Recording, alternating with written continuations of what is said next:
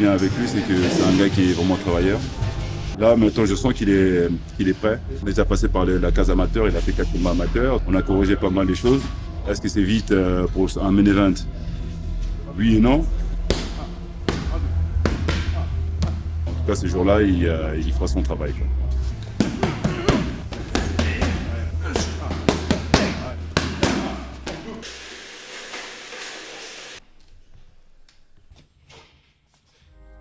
En train de travailler pour une série animée. C'est mes deux passions, le sport et le dessin. C'est toujours ce que j'ai fait depuis tout petit. C'est deux univers clairement différents, mais c'est toujours les deux univers que j'ai pratiqués depuis tout petit. J'ai travaillé pour Canal+, pour Arte, pour France 3, France 5. Ça demande beaucoup de travail et d'investissement. Il faut aussi avoir une certaine affinité pour le dessin. Avoir commencé assez tôt en tout cas, c'est beaucoup plus facile. Et voilà, avec aussi un sens de être assez patient, méthodique. Tout le monde ne peut pas le faire, je pense. Il faut vraiment être passionné, je dirais ça.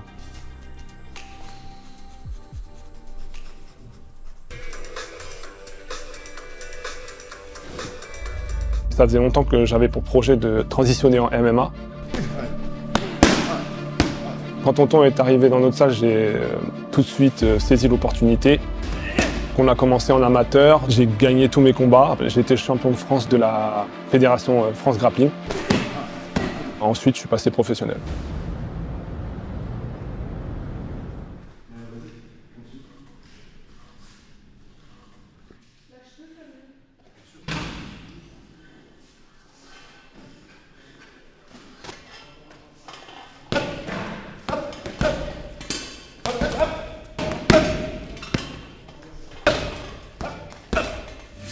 Clairement, je ne viens pas pour le respecter dans la cage.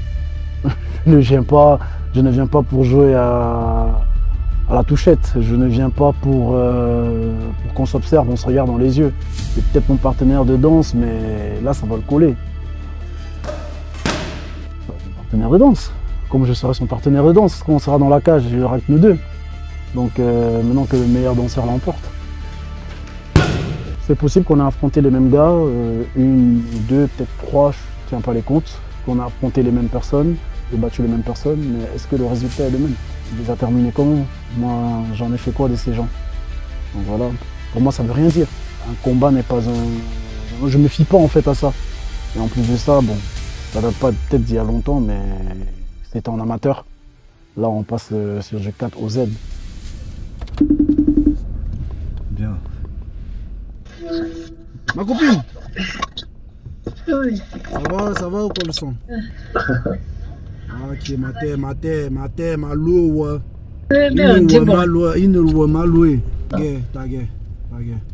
Ça va le sang, en bleu. En bleu? En bleu. En bleu le sang.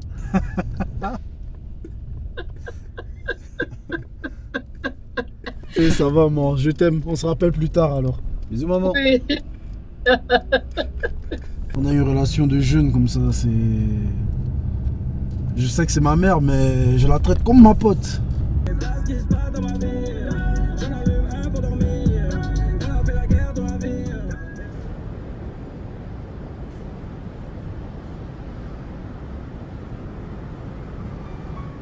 Si je ne me serais pas engagé dans une carrière pro de MMA, je pense que j'aurais continué mon métier d'animateur, j'aurais essayé de grappler les échelons. Je pense que c'est ce que j'aurais fait si je ne m'étais pas autant consacré au MMA. J'espère devenir champion de grandes organisations, les plus renommées. Ça, c'est mon ambition la plus lointaine, c'est-à-dire c'est mon horizon. Mais ce qui compte pour l'instant, c'est de gagner les combats, enchaîner, avoir de l'activité. C'est ce qui m'apporte le plus. C'est une aventure avant tout pour moi. C'est surtout voilà, une manière de me challenger. Avec des sacrifices, c'est normal. Ça fait partie du job, comme tout en fait. La naissance de ma petite fille, je pense que c'est ça qui m'a rendu le plus, qui m'a rendu homme, voilà, le plus déterminé à prendre soin de ma famille voilà, et à faire tout le nécessaire pour qu'elle soit à l'abri. Bon, c'est toujours à elle que je pense quand je fais tous ces sacrifices, tous ces efforts. Quand je suis dans le dur, bah, c'est ça qui me permet d'aller plus loin, de pousser encore la machine encore plus loin. Il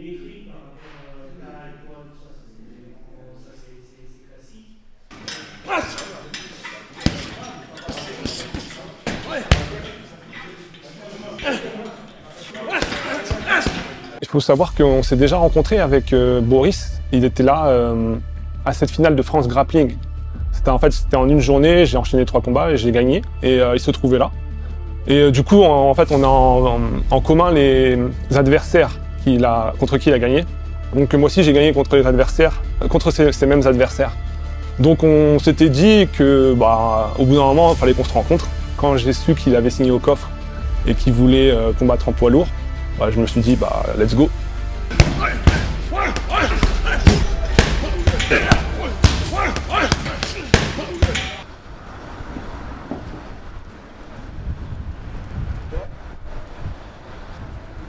Ici en Belgique, moi, ce qui m'a plu, c'est vraiment cette diversité qu'on trouve. C'est cette mixité qui m'a plu, même dans ma scolarité, dans les écoles que j'ai pu faire. J'ai jamais senti en fait que j'étais un étranger quelque part. C'est ça qui me rend à l'aise en fait. Pourquoi la Belgique, ça il faudra demander à ma mère. Ma mère c'est une femme brave. C'est une femme brave, c'est une femme adorable. Ma mère c'est pour moi la personne qui me tient debout. En fait elle a vécu tellement de choses que je me dis je peux pas me permettre d'échouer. Il y a tellement de choses qui se passent que j'ai pour but, j'ai pour mission, pour moi sur Terre, c'est qu'elle se repose. J'ai pas le souvenir qu'un jour elle ait vécu pour elle. La vie ne lui a pas toujours rendu les choses faciles. J'ai pas eu la chance de vivre longtemps avec ma mère. J'ai pas eu cette chance, mais elle m'a toujours soutenu dans tout. Et rien que pour ça, pour moi, c'est un pilier essentiel dans ma vie. C'est pour ça que je veux toujours mettre un sourire sur son visage.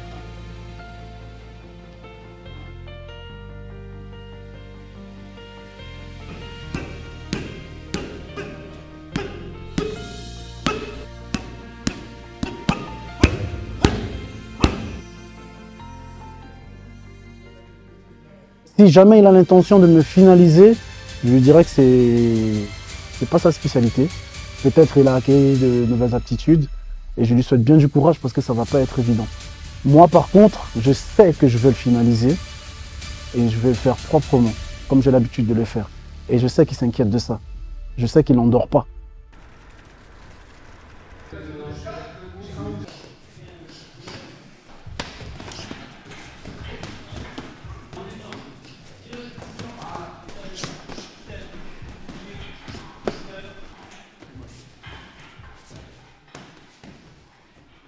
Ça va, pour l'instant.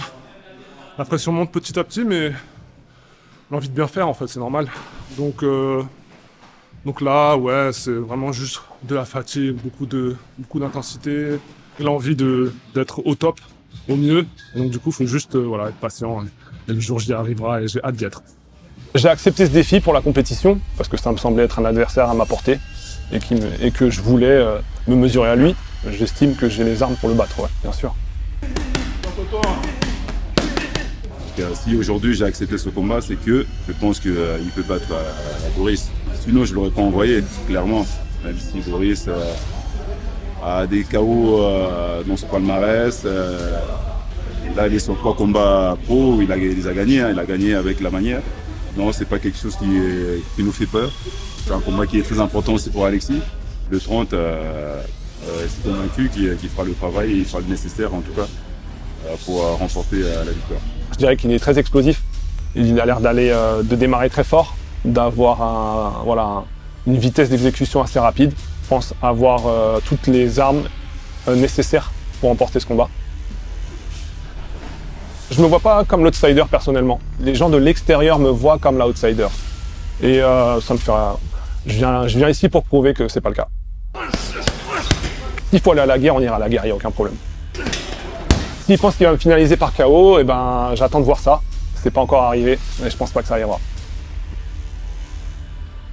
On a tous des raisons de se craindre, on est au niveau professionnel, c'est exigeant, donc il faut négliger aucun adversaire. Et moi personnellement, je m'entraîne dur. Je m'entraîne dur pour faire de belles prestations, pour être au top de ma forme, au plus haut niveau. Donc, s'il part du principe que ça va être facile, Et c'est dommage, je pense qu'il se trompe.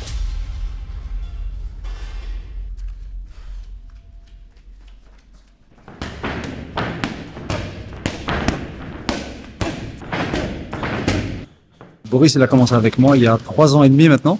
6 mois après, il a fait son premier combat. Il est très explosif, très endurant aussi, ce qui est surprenant pour son gabarit. C'est quelqu'un qui s'adapte très vite. Il a un sens de l'adaptation qui est très impressionnant. Je pense que ça vient de son passif de footballeur. Mais c'est ce qui m'impressionne le plus chez lui.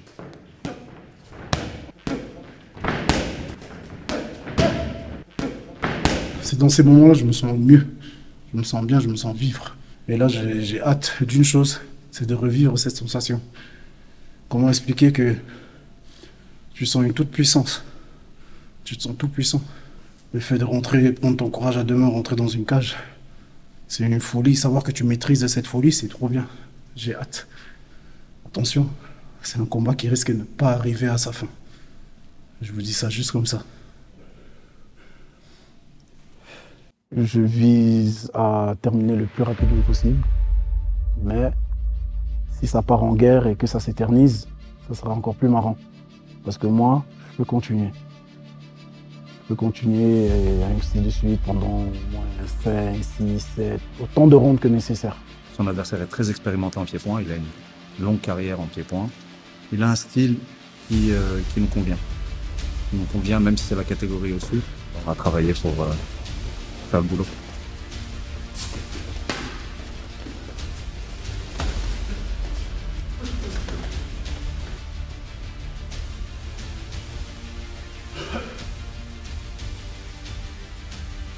Je pense que je peux pas le finir. C'est ce qu'ils disaient tous. Hein. Et comme il a dit précédemment, on a affronté les mêmes gars. Et ces mêmes gens-là, ils disaient aussi ça. Ils disaient pareil. Il est dans l'inquiétude de tant que je le finis pas, c'est bon. Je vais le finir, je le sais. C'est ma priorité numéro 1. Mais j'en fais pas une obsession. Lui, son obsession, c'est que je ne finisse pas. Et ça va être drôle. Alexis, on arrive au grand jour. J'espère que tu es prêt, j'espère que tu es en forme, que tu n'as pas trop de bobos. Pour ma part, j'ai hâte, j'ai attendu ce jour. Tu m'as esquivé quelquefois, je le sais, nous le savons tous. Donc voilà, le COF a décidé de réaliser ce rêve qui est ton cauchemar. Pour ce combat-là, c'est la manière qui prime pour moi. Donc le KO, la finalisation, c'est vraiment mon objectif. Et dans tous les cas, la victoire si possible. Donc, mais en tout cas, ce que je veux avant tout, c'est la finalisation. Une finition avant la cloche. Je veux pas que les juges s'en mêlent. Je vais essayer d'abréger tes souffrances le plus rapidement possible. T'inquiète pas. Je te souhaite bien du courage. Bonne chance. Boris, on se donne rendez-vous le 30 novembre pour un beau combat et une belle prestation.